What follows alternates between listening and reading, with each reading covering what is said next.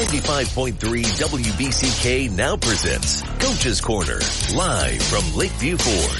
For over 6 decades, this has been your number one source for all local sports information. Coach's Corner is proudly presented by Lakeview Ford, where community matters. Now, here's your host, Bill Broderick.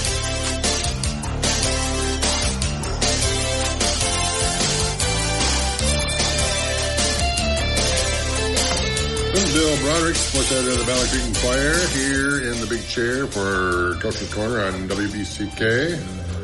We're down here in downtown Valley Creek at Lakeview Ford. We'll talk to each of the city coaches about the week in high school football. But first, here's the Lakeview Ford Coach's Corner high school football scoreboard. In a city rivalry game here in town, Harbor Creek and Penfield met over at Harbor Creek, and Harbor Creek had a big second half and came away with a 55-16 win. In the longest running rivalry west of the Alleghenies, Valley Creek Central played Kalamazoo Central over in Kalamazoo, and Kalamazoo Central came away with a 28-0 win. Lakeview got its first win of the year, and they had homecoming, and Lakeview beat Matawan 34-18. St. Phil in 8-player football took care of Burr Oak 50-22. In one of the bigger games in 8-player football in the state, number 2 ranked Climax Scots went over to number 6 Mendon, and Climax Scots had a big second half and broke that game open and won 58-28. Marshall beat third Lutheran Westland 35-0. Colon beat Athens 63-6. Cadillac beat Gull Lake 28-7. And Bellevue lost to Pittsford 34-8. Looking forward to next week, one of the big city rivalry games that we always look forward to every year. Lakeview will be at Battle Creek Central. Harbor Creek will continue Interstate 8 conference play, and they'll go down to play at Coldwater. Penfield will go out of conference and play Wyoming Kelloggsville. And St. Phil will host that state-ranked Mendon team. We'll be back with our first coach of the morning here after a break on WBCK FM. Coach's Corner on 95.3 WBCK. Proudly brought to you by Lakeview Ford, where community matters. Here's Coach's Corner. Hey, we're back with our first coach of the morning, Coach Mark Passetti, the St. Phil Fighting Tigers. And St. Phil played Burr Oak in 8-player football, and St. Phil came away with a 50-22 win. Burr Oak, we had talked about in our pregame coverage of that, how Burr Oak had taken care of Athens pretty well, and you guys had to come from behind to beat Athens. So we thought this game might be a little bit closer, but you guys rolled in this contest, and things must have been going pretty well for you last night. Well, we were lucky to beat Athens, and honest truth, we got films from Burr Oak, and in their Athens game, it's like this game's going to be a tough game. Well, we worked on some things all week long, and our kids really came out and put on the field the things that we worked on. They have a couple real good running backs, and we held both of their running backs in check, actually the quarterback and one of their running backs, and we did a real good job of shutting them down. And then offensively, we didn't gash them or anything. We were just constantly churning out yardage. We'd 4 yards, 5 yards, 8 yards a run, and we had a couple 20-yard runs through the night, but it was just the offensive line and defensive line doing the things that we worked on all week long, and we never had to punt. Like I said, we never had any long runs, but we just constantly churned out yardage. And you give all the credit to our linemen on both sides of the ball. They kept that running back and quarterback in check. As the game went on and got into the fourth quarter, we were obviously a little tired and it got a little lax then, and we talked about it. You can't let down. And they scored a couple touchdowns in the fourth quarter. But overall, I was happy with the way they took from what we did in practice into the game. Yeah, it looks like you're leaning on the running game the last several weeks, and and that's been working for you. You have a really good athlete at quarterback at Colt Myers, and early in the season he was able to find some things through the air. But right now it just seems like with the ball in his hands, he takes what he can have, what the defense is giving him, and a lot of that is he'll take the direct snap, and then he'll find a hole to run to. If not, you'll give it to one of your running backs, and even though you're banged up at that position a little bit, you found some answers there. And Colt Myers had 167 yards rushing and 2 touchdowns, and Nate Rapelji had 150 yards on the ground also and 3 touchdowns. And the way you're running the ball right now gives you guys a lot of options. It keeps moving the chains. Ripple, is that how it is? Colt and Nate are both good athletes. Nate ran real hard last night. Real hard. And, he was a tight end and a wide receiver for us. We had to move him into the backfield. And he's learning a little bit more. He made some nice cuts last night. But we also had 2 freshman running backs that, they had just great games. Brody Miller and Brogan Lightfoot. They ran the ball well. They didn't run for hundreds of yards or anything, but again, they're getting us 4, 5, 6 yards a pop. And for freshmen, they did a real good job last night for us. You guys, with the win, are climbing back towards 500, which is kind of what you did last year. You had a slow start, and then you kept piling up some wins, stacking some wins near the end of the year, and you're back to 3 and 4. A tough one coming up here. You're going to be playing your Mendon. Yeah. You get them at home.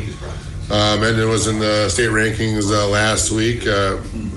They ran into a Climax Scots buzzsaw. That Mendon got up big on Climax Scots early in the first half there, and then Climax Scots found something in the second half and rolled off 6 straight touchdowns in the second half and pulled away. But Mendon's always a really good team, a great program, and a tough one to match up against. What do you know about Mendon so far? Well, we've got to stop them running football. We've been lucky in some of our games this year. We've stopped, what we've tried to stop, but then, they'll throw it all over on us. We're not to the point where we can shut a team down. But we're going to have to stop Mendon running the football, and that's going to be a chore. It's going to be hard for us. But if our line played both sides of the ball, both our offensive, defensive lines played real good games last night. And if they come and do that, at least we know we're going to be in a position where we can do things. You're still fighting with the numbers game there, and trying to get people healthy, but otherwise you're still shorthanded there. And Mendon's one of those programs that does not have that problem, just like Climax Scots, which you saw last week. The battle of attrition is real when you play those Mendons and the Climax Scots teams. And is that something that worries you a little bit? It always does, and we dressed 10 last night. And I don't know if we'll dress that next Saturday. But, it's like we've said it all along. We'll go to battle with who we have. And we'll play the best that we can. And, but it does worry me. The last thing that any coach wants to do is have to cancel a game. And it doesn't matter that it's Mendon, Climax. It could even be Lindenwood Christian. We got kids. We're going to go play. And we're gonna go out and do the best we can. And we got beat up last week, but Climax is a good team. And I was, like you said, I was surprised when I saw how Mendon went up quick on them like that. That surprised me because I thought that would be a real close game all the way through. And, Mendon, even though Climax beat them, Mendon's a real good football team. So we're going to have our hands full. Well, we'll look forward to talking about that next week. St. Phil will be hosting Mendon in an 8-player football action there. And hopefully we'll be talking about some good stuff the next Saturday with you, Coach, when we meet again. All right. We'll be back with our next Coach of the Morning, WBCK. Coach's Corner on WBCK, brought to you by Lakeview Ford, where community matters. Now back to the show.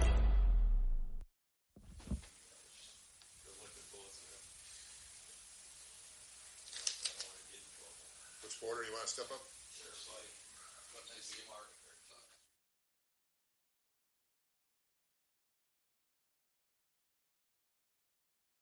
No microphone needed. Fantastic.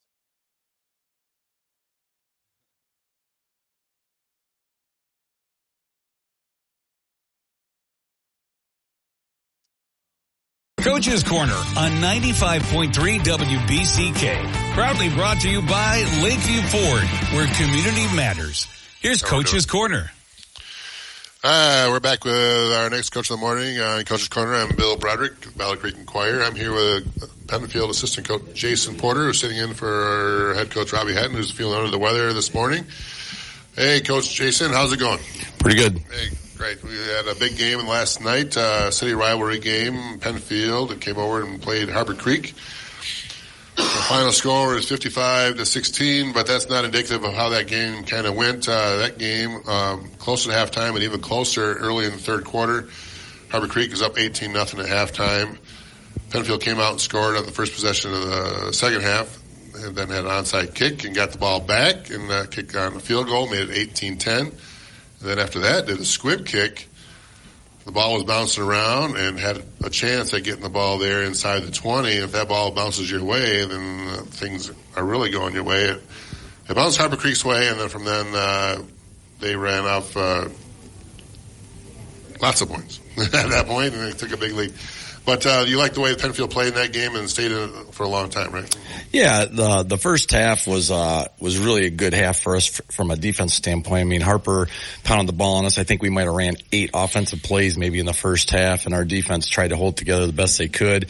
Walk away down 18-0 at the halftime, and you know, from a defensive standpoint, we're feeling pretty good. We're feeling like we're staying in the game a little bit, and the offense came out at half, did a couple things that were really nice, put together a drive. Then we get, like you said, we get the onside kick and go down and have an opportunity to score another touchdown and opt for the field goal, because we're looking at the fact that, you know, if it's 18-10, we're back in the game. We're one score away.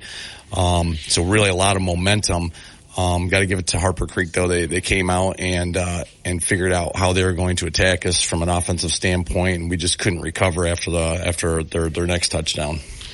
Yeah, it looks like what you found there early in the second half. You got the ball a little bit in the flat to Caden Guthrie, which is always a good idea, getting him in space, and he's able to run off a couple of nice runs there and find a little bit of hole in the Harper Creek defense. You needed to find that because in the first half, you guys were held to 31 yards of offense, and that second half, is that something you guys talk about at halftime where you kind of saw something there in a little spread situation? Well, honestly, I mean, we're pretty much a spread team anyways. I mean, we're RPO, we're a little bit of air raid here and there, and obviously a little bit of option, and we try to keep our options open to what we can do. We do have some talented athletes that we can move around in space and do some things. So I think when we came out, we noticed that we were deficient in being able to run between the tackles, and we had to open it up a little bit, just see if we can get some air to breathe. In the second half, Harbor Creek found its running game going, and I think that had to be the case for both teams because it was raining so hard in the first half especially, and it kept drizzling in the third quarter. It made the passing game something that wasn't really happening for both teams, and Harbor Creek was able to kind of get behind its offensive line there and keep the chains moving and keep that running game going. It's hard to get off the field in the second half for you guys. Is that right? Oh, absolutely. I mean, I want to say, you know, Harper came out and they ran a lot of toss sweep to the boundary against us, and they ran a lot of fullback ISO and belly stuff, and just got to the point where we're a little decimated in our linebacker core, and we were down a linebacker coming into the game, so we had some couple guys playing out of position a little bit, so we were trying to make some things happen, and from there on, you know, things just kind of went Harper's way, and they got the momentum going, and it was hard to reshift that momentum. We'll look forward to next week now. Penfield goes out of conference, and Interstate 8, everyone has an open date, and it kind of falls in different places in the schedule for everybody now that after Lumen Christi left the conference. You guys have a game against Wyoming Kelloggsville.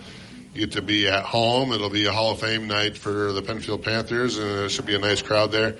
What do you know yet, anything about Wyoming Kelloggsville and how you guys kind of match up? Kelloggsville looks like they're a little bit of a spread team. We've done a little bit of film watching on them, seen some statistics, some things of that sort. Right now for our team, it's about getting back to our home base of thought process. Our thought processes is 1 day at a time, 1 week at a time. Forget about me, I love you, like Coach Hatton says. And, you know, we need to get back to that because we have a different goal now. Our goal is to make sure we get this win this week, get back to 500, get our sights set on week 9, and hopefully get a little help from some people out there and kind of get ourselves moving back towards getting this program on the right track. Yeah, it's obviously going in the right direction now. You had 3 straight wins before this loss to Arbor Creek, but getting back to 500 is a nice goal, especially after what happened in the program last year. And I would think that even after a loss, that kids are still excited about what's happening at Penfield, and another win, a possible win next week, will just get people even more excited, and the future's a little bit bright, right? Oh, absolutely. The kids are excited. The community's excited. Coach Hatton's done a great job of promoting us nonstop inside the school and outside the school. The coaching staff is on board. I mean, everything's going in the right direction. We're trying to get prepared to get our numbers up for the off season and get kids going and things like that. So when you do positive things with the program and you get it going in the right direction, you can see the electricity that starts happening in the community. People were happy with one win, and then it's just escalated from there. So if we can get this win this week against Kelloggsville, back to 500, back in the eyes of the Battle Creek area of having a program that could turn things around and get back to the good old days, as you would say. I think we're on the right track. We're doing the right things, and the kids are all bought in. We're good to go. All right. Well, thanks for coming down here this morning, Coach. And we're hoping Coach Robbie Hatton is feeling better, and we'll talk to him next week and talk about a win over Kelloggsville. Perfect. Thank you.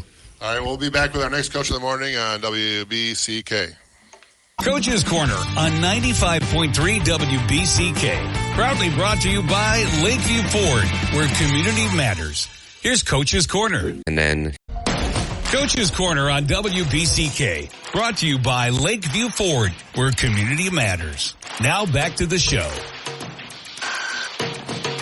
I'm Bill Broderick, back here on Coach's Corner on WBCK. We're here with our next Coach of the Morning, Coach Brett Vernon of the Lakeview Spartans. How's it going, Coach, this morning? Going good. It's, a little different feeling coming in here today than the previous 6 weeks, so feeling good. That's great. Yeah, it's because you got the first win of the season last night, a long time coming. Your first win as a head coach of the Lakeview Spartans. Lakeview had a homecoming game last night and left the homecoming crowd going away with smiles on their face. They beat Madawan 34-18. And talking about a win is a lot more fun than talking about what we have in the last couple of weeks. So looks like your running game, which you've been hoping to get that rolling all year long and have at spurts, but really got going last night, and you kind of needed it with the weather, and looks like that was really what was driving this team last night. Is that right? Yeah, definitely. I think, through the first 6 weeks, trying to get some offensive line continuity, getting those guys, working together. I think we've grown on that offensive line and, came together last night. They did a great job blocking up front for our guys running the ball. And, they were physical, and that's what I've been asking out of them all year. And they did a great job there up front. I love throwing the football, but, last night's conditions, it kind of took that away from us. We tried to throw a ball really early, and it flopped in the wind, and, what, fine, we'll just stick to the run game. Listen to my offensive line coach, said run and pound the rock, and we did that, and, had some success with it, so. You have some good athletes to do that with, who've had some success in that in the past several years. Zach Harchek had 168 yards rushing last night and a touchdown. His twin brother, Jake Harchek, had 2 more touchdowns on the ground from his quarterback spot. Brendan Bourne got in the action. He scored a touchdown on the ground for you. You guys did go to the air a little bit, and Davis Barr continues to be a threat there in the receiving game and caught a touchdown pass. He also had a huge game on defense with 3 interceptions and 8 tackles. But having that running game and the big playability that you do have in the running game, was that kind of what kind of broke this game open for you a little bit against Madawan? Sure. So our first play from scrimmage offensively was like a 70-yard touchdown run from Zach. Just great blocking up front. Found the hole, hit the hole. Ends up outrunning everybody as he got to that second, third level. And then the rest of the crew, anybody that we put into that backfield, did a great job of running hard, falling forward on any tackles there. Again, you look back to what I asked from our guys running the football to start falling forward on any contact, getting that extra yard or 2 yards, and we've been doing a great job. Brendan Bourne's one of those kids that maybe maybe in the beginning of the year running a little tentatively, wanting to do that extra cut. Asked that he lowered his head a little bit and got those extra yards, and he's been doing that, and he's been a great backup running back to Zach for that. And then I got to give a lot of credit too. So Jake went down with a little bit of an injury towards the end of that first half. Caleb McCune came in as we got down into the red zone. Asked that he threw the ball to Davis Barr. He threw the ball, great fade into the end zone to Davis, and then the 2-point conversion following, again, another fade to Davis, and he came in, stepped up for us when we needed him. He's a sophomore guy, and stepped up and did a great job as a backup quarterback for us too.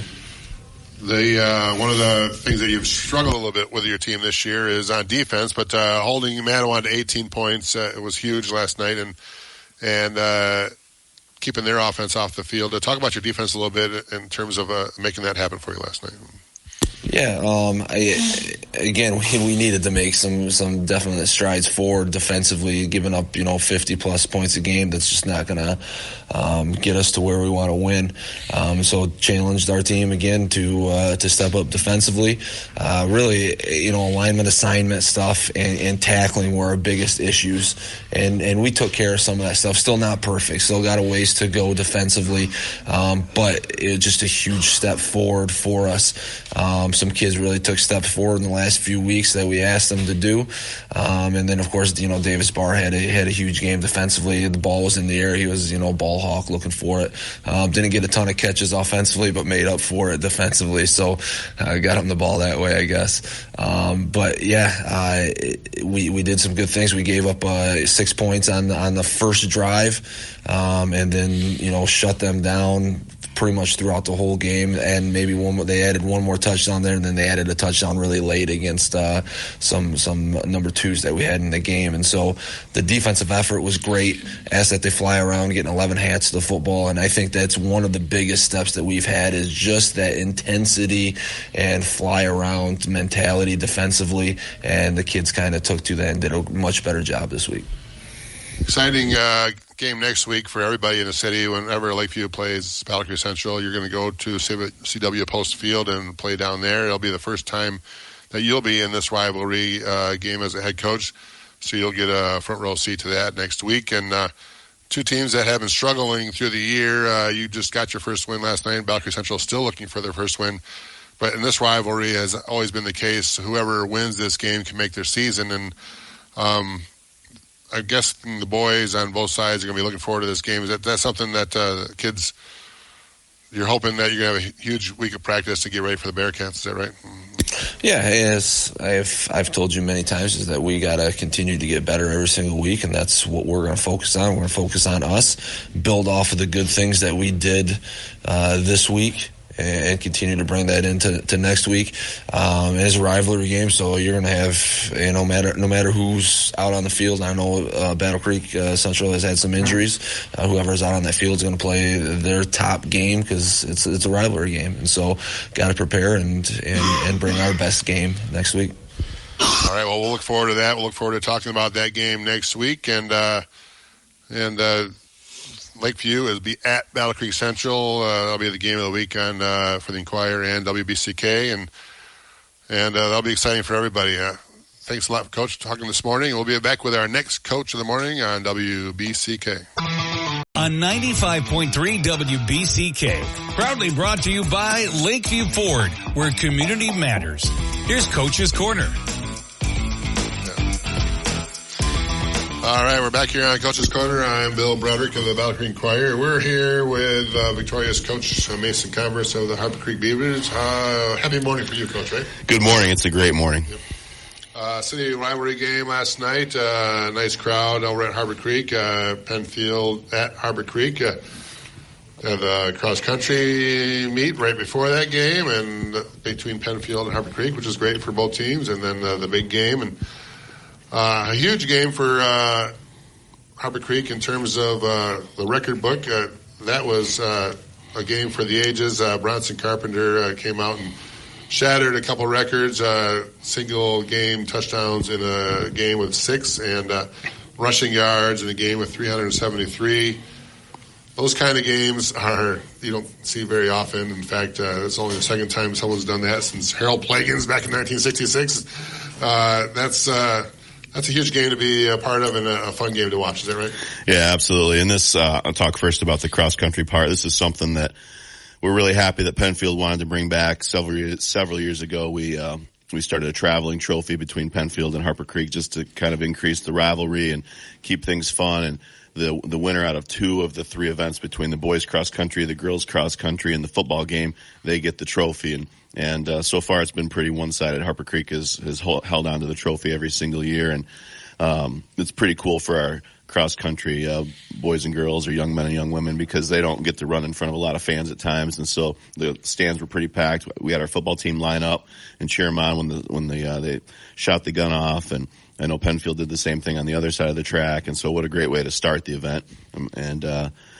And we've got a really good cross-country team this year, too, so I think it was probably won before the football game even started. But it was a fantastic night, and we knew Penfield would bring a big crowd despite the rain, and Harper Creek showed out and brought a big crowd as well, too, so it was a great environment. And to have it being a record-breaking night on top of that just makes it even better. Yeah, the weather kind of led itself to those records. It was downpour at kickoff, and it wasn't the kind of game where you really could throw the ball too much, and you found some things in the running game and behind that huge offensive line that you have there and the talented group. And Bronson Carpenter kept churning out first downs, and then it wasn't a huge amount of big runs, but a lot of 10 and 12-yard runs, and they did that. And because the game was close for so long also, he had to keep toting the ball a little bit. It was 18-0 at halftime. Penfield came out and scored 10 quick points in the second half, made it 18-10. So you needed that running game to keep the ball in your hands and wanted to control the clock and control the offense that way, right? We knew as the day went on, the chance of rain got higher and higher, so we just continued to evolve our game plan as the day went on, and we changed it from we had passes obviously planned, and we had some shotgun stuff planned as well too. We wanted to get the ball in a game like this, knowing that they were coming in on a 2-game win streak, and this was going to be the biggest game of the year for them. Going back to when Coach Hatton was hired, I mean, he called us out in the paper right there and said their number 1 goal is to beat Harper Creek, and so we knew this was circled on their calendar for the last 8 to 10 months, and so we did the same thing, and we were prepared for that, and we wanted to use our big offensive line. We felt we had an advantage there, and we wanted to pound it. But as the rain started coming and looking more and more imminent that it was going to be there, we decided, okay, we're going to go all under center, and we're just going to try and literally run right over the top of them. And we're beat up a little bit right now too. I want to give our guys credit because we didn't have Zach Kitchen last night. He was out with pneumonia, so Carson Doherty stepped in. We really didn't miss a beat. Ricky Johnson's a little nicked up. He did play, but he wasn't at 100%. And our offensive line and tight ends, Preston Welsh, Carson Doherty, Ricky Johnson, Demarion Ashley, Caden Decker, Brendan Van Sickle, Braden Best, they were huge with their blocking. And then we even add in Tyler Wiesler, Matt Winsauer, and Cohen Sluchter in the backfield. They really started to turn the tide for us in the second half, and we just wore them down. Harper Creek has long been a running dominated program, going back to the wing tee or the wings and things offense that Coach Greenman always ran. And for a Harper Creek running back to be setting those kind of records, that says a lot because the names start rattling off the tongue in terms of the huge running backs and the huge careers that some of those guys have had. And for Bronson Carpenter to be on that list now, talk a little bit about that and what that kind of means to that young man. So I don't know exactly. I'm close on this. I think he's only the 13th player in school history to rush for 1,000 yards. He got close to 1,300 last night with his performance, and obviously broke the single game rushing record, which Julian McCray set 2 years ago in 21, and then Harold Plagans held it before that in 1966. But when you start talking about, that is what we're all about. We are smash mouth in your face, going to run right over the top of you football. And when you start talking about records like that, you've got some of the greats like Casey Carson and the Connor Bausermans of the world, the Charlie Taffs of the world, and it's pretty special. And for him to be injured last year, to come back and to be able to have the season he's having this year, it's special. It can get lost a little bit in a 55-16 game, but your defense stepped up huge, especially in the first half, held them to 30-something yards in the first half, kept the ball in your hands for a long time. And the fact that the second half, really, they went on to score, and then they get the ball in the onside kick and then look like they're going to drive again. You hold them to a field goal, which at that time was big. You guys get the possession after that and turn the game around from there and start rolling. But the defense stepped up big for for you guys, and I think them on that side of the ball in a 55-point game it can be undersold, but they played big last night for you. They were terrific last night. We knew they had explosive athletes, and that was going to be a challenge for us.